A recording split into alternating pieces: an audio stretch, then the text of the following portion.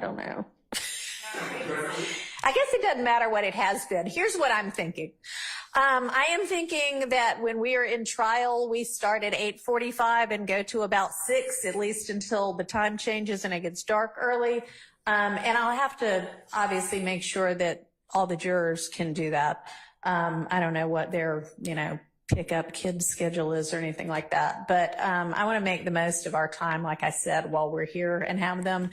So that's kind of going to be my plan going forward. And it may be that we want to go all 5 days. It may be that we want to, break at lunchtime on Fridays. And if we have other business to do, we stay for the afternoon. And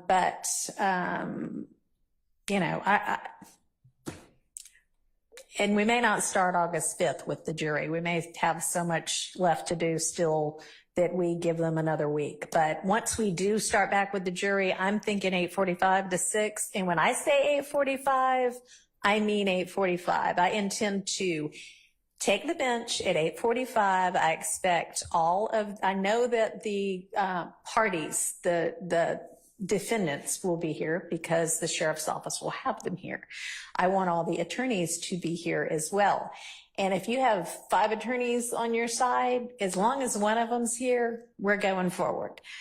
Okay? So I don't want to be waiting around till 9:30 to get started. 8:45. All right, so that's that. So a couple of things have been brought to my attention that some people might like changed now that have a fresh face. And y'all, some of these are really kind of insignificant, but I'm going to go ahead while we've got some time and bring them up. Food in court. Everybody can have water whenever they want to. The attorneys can have, whatever drink they want to, as long as you're not klutzy like me and don't spill it all over everything. I guess if you do, that'll be your problem.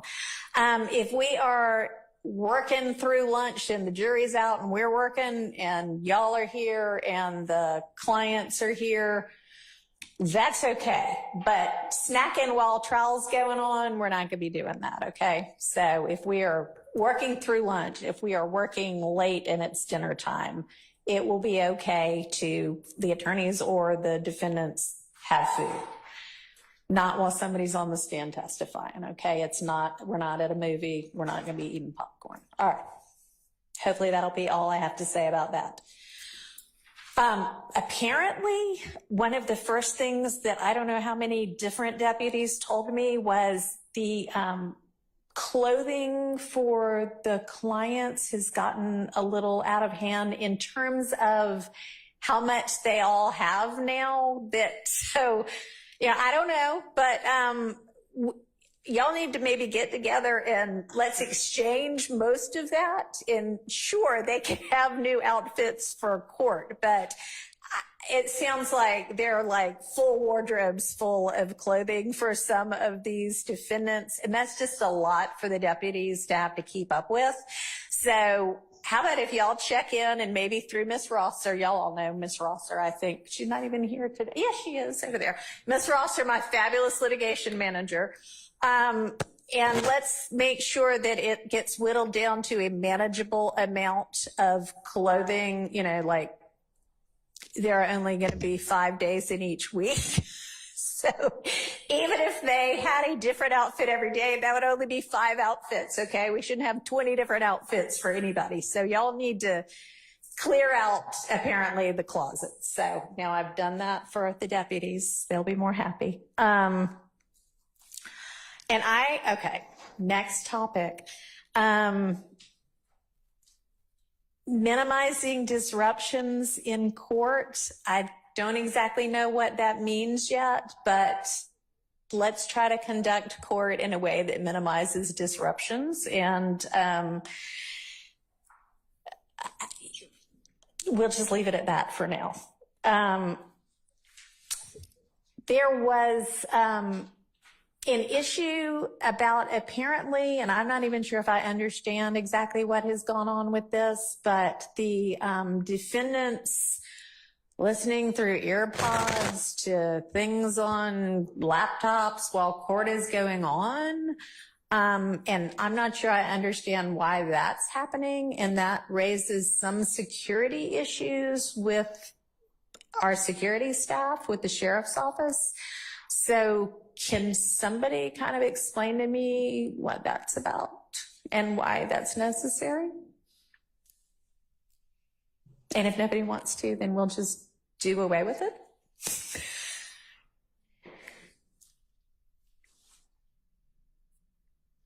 I think it was originally combat board.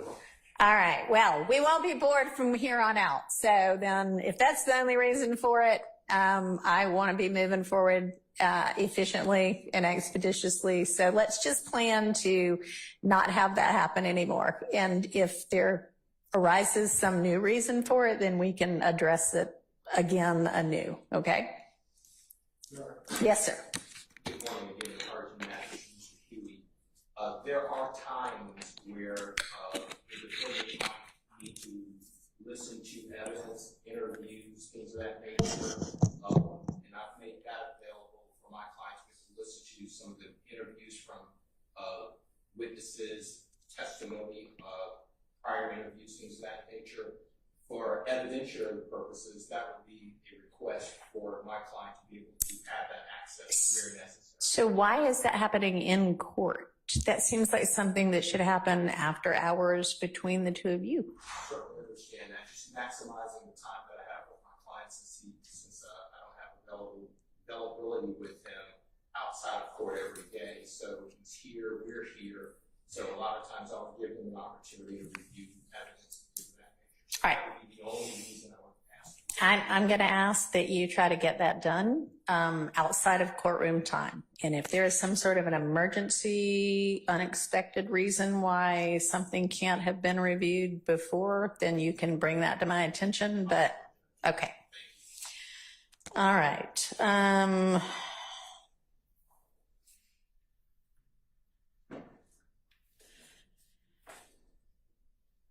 I would like to find out from kind of everybody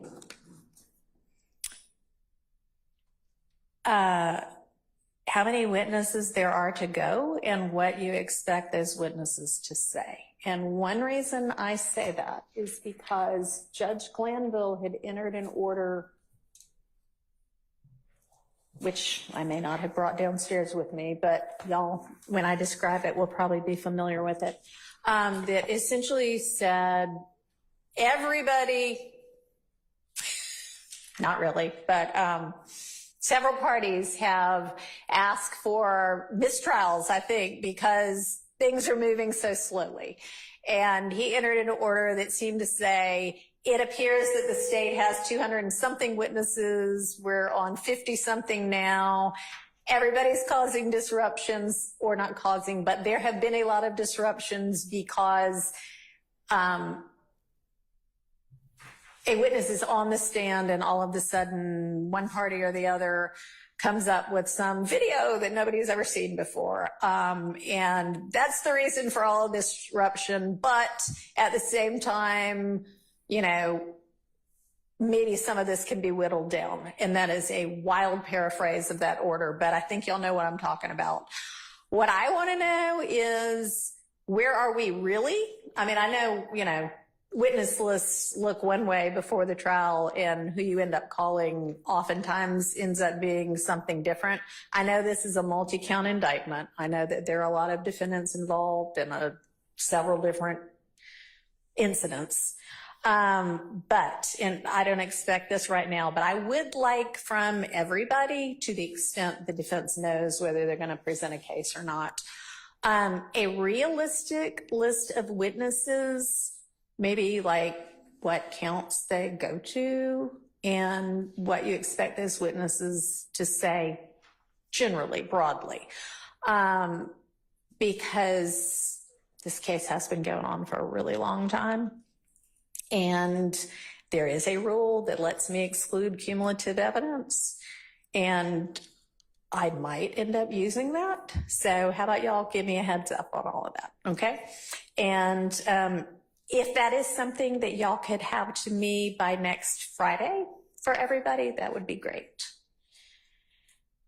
Let's see, what's next on my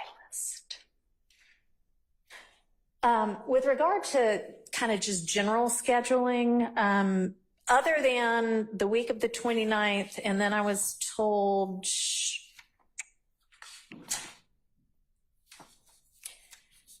I think Monday through Thursday of August 19th through 22nd. Is anybody aware of time that has already been given to the jury as you're out of court this week? You have this week free? No? Okay. All right.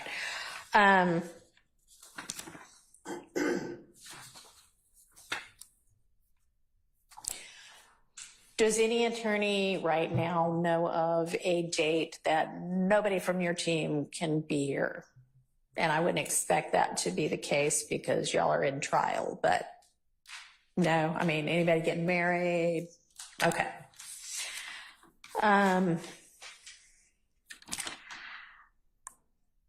So I hesitate to even say the next thing I'm going to say, but I'm going to say it anyway. The little bit I have seen about this case, it definitely has appeared that there have been times that tempers have flared a whole lot and that people have been maybe less than professional. And I hope that this kind of breather has given everybody a breather, and everybody has been absolutely wonderful here today. But I would like for us to maintain a degree of decorum and dignity and professionalism. That is what is really expected of all of us as members of the bar.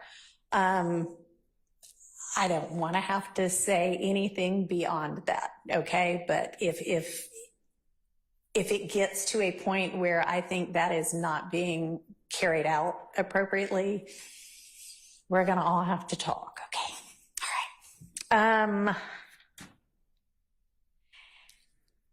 All right, what else do y'all think that I need to be thinking about, or do we need to be talking about, or at least raising to talk about later?